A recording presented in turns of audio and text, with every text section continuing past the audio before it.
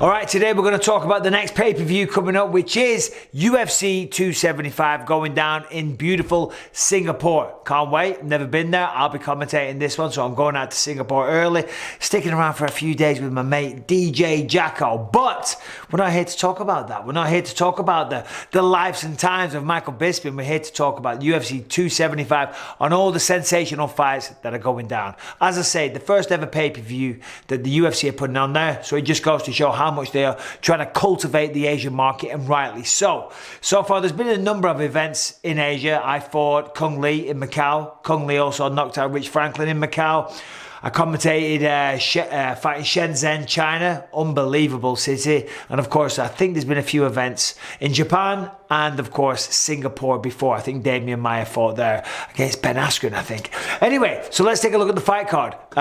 First ever pay-per-view, and they're rolling out the big guns. We have in the main event Glover Teixeira taking on Jiri Prochazka. This is a sensational fight. It really is. When you look at these styles, it's kind of crazy because Glover Teixeira is a man that's been around forever. I mean, come on. The guy, the career that he has had, from being Chuck Liddell's sparring partner back in the day to now being on top of the sport. It's just beautiful. It really is. It makes me very, very happy. And also, Glover Teixeira, one of the best guys that you'll ever meet. Certainly one of the sport's good guys. An absolute gentleman.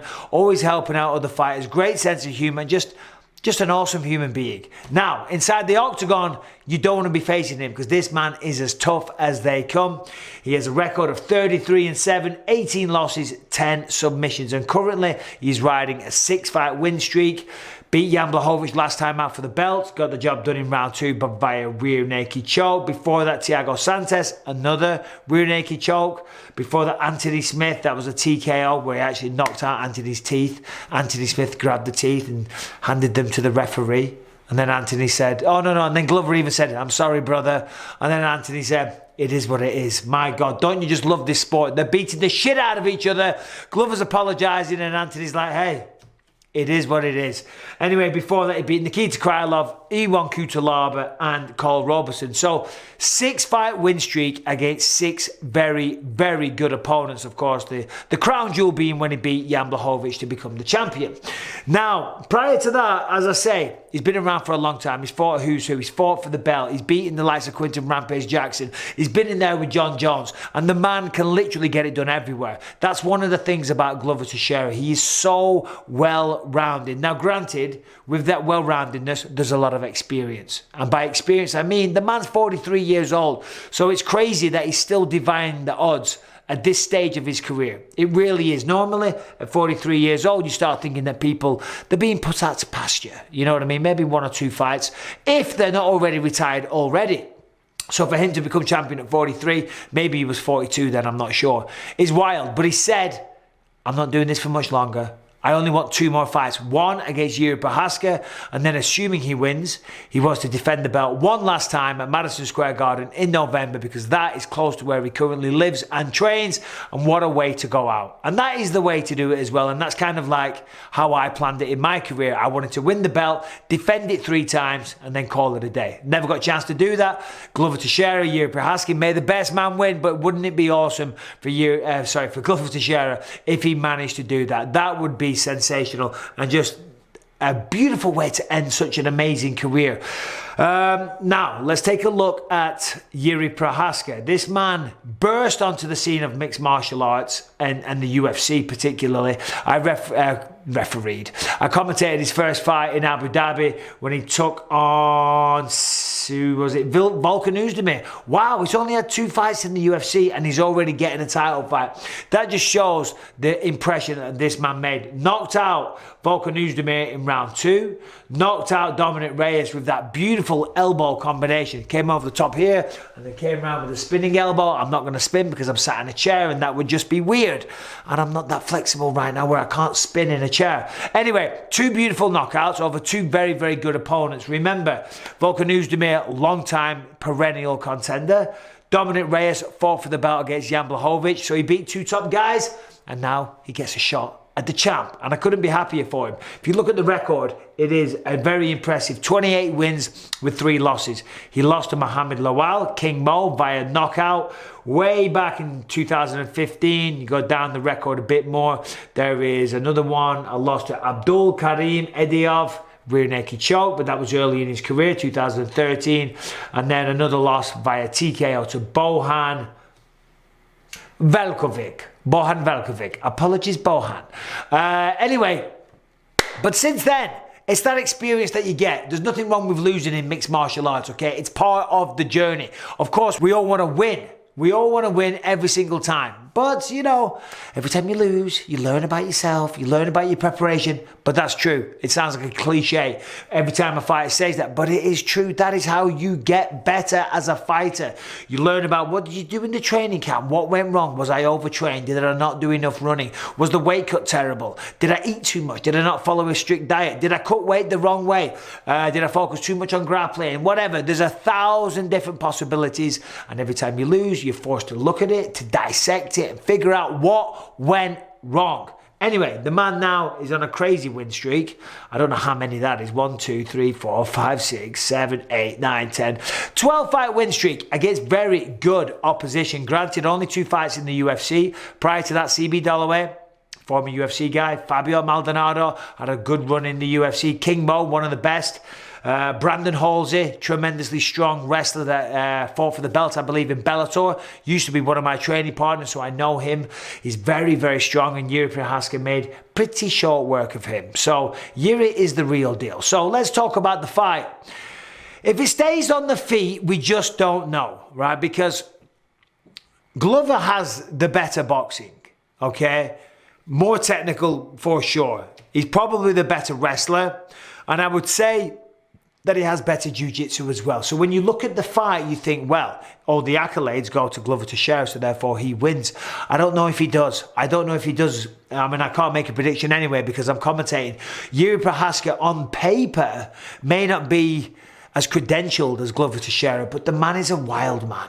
The way that he fights is so unique. He has a very unique style, a unique approach to martial arts. He really is a throwback. He is a traditional martial artist in many ways, and you can see that in his stance. It's not a traditional kind of boxing adopted stance. It's very wide open. He carries his chin in the air, but he has got a chin. I mean, the man can take a shot.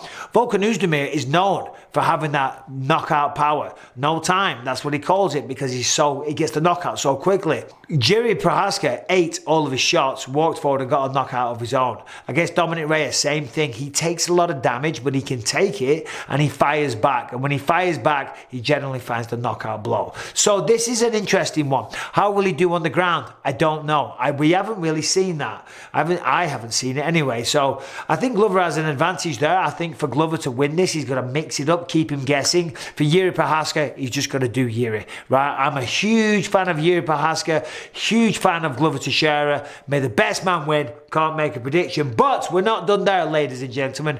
Oh no. We got a co-main event, another title fight. Valentina Shevchenko. I mean, this lady, what a career she's had.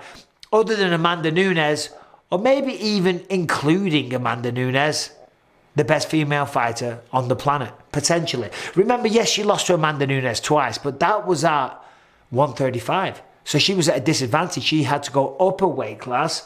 And Amanda Nunes, as we know, is the 145-pound champ, as well as a former bantamweight champion as well. She's got a big fight coming up with Juliana Pena. It's going to be interesting to see what goes down there. But other than Nunes, Shevchenko's been unstoppable. Lauren Murphy, Jessica Andrade, Jennifer Maia, Chukagian, Liz Carmouche, Jessica Ai, Joanna Jedrzejczyk, Priscilla Cachoeira. She almost killed her. He does.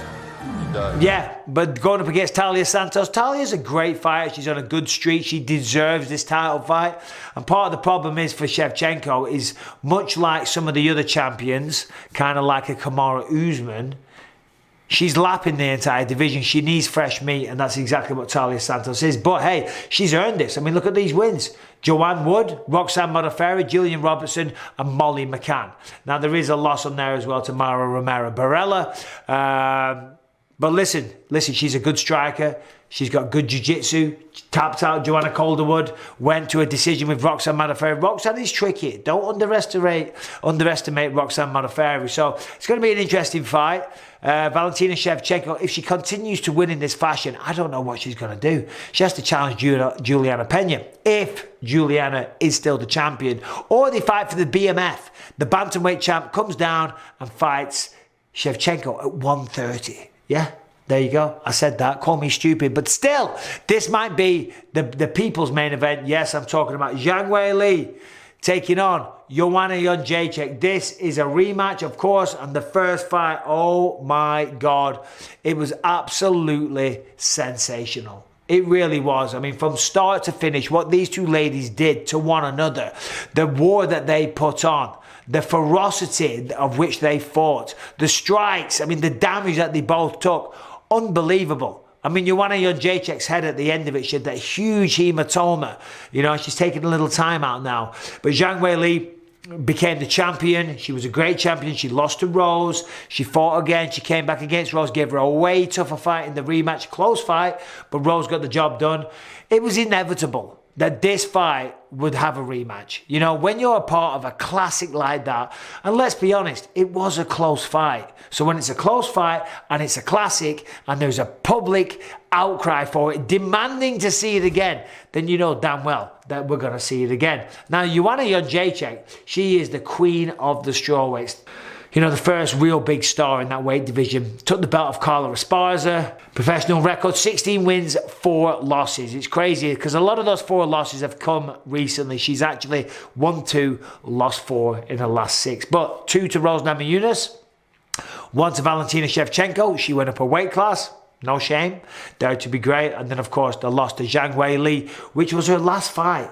March 7, 2020. So she hasn't been in the ring for 2 years. Right now, Joanna Jedrzejczyk takes her fighting very, very seriously. If you follow her on social media, she's enjoying life, but she's still training and she still wants to be the champion. You know, when you've been the champion, you want to be it again. You know, and she is ferocious. She talks a lot of shit. She fights at a tremendously high output. She's getting better and better at the grappling all the time, but it's these things. It's the hands that predominantly gets the job done. Of course, she trains at American Top Team.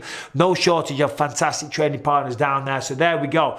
That is the people's main event. Joanna Jedrzejczyk, Zhang Weili. What a fight that's going to be. Can't wait for that one.